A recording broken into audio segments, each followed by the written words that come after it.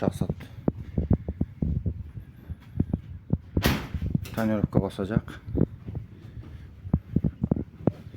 Arkan kaynalarga iki arka iki eşikli arka kaynalarga basılады tonirovka.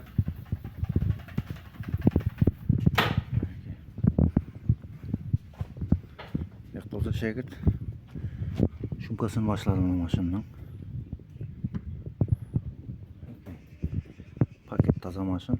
Ben hazır metan koyup metan ustalıktan çıkıp geldi. Taş gelin nömrem koyulmadan.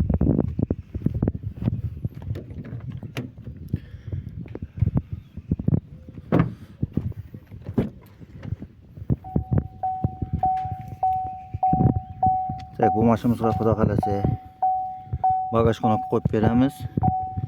Keyin piş alıp koyup beremiz.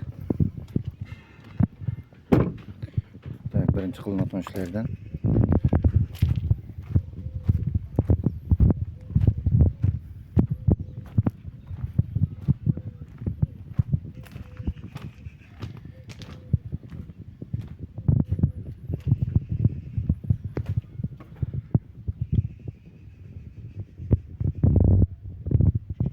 Havalaşıverse, şunda hizmetler gerek olsa kılıp beremiz. Bir plus tonirovka hizmeti.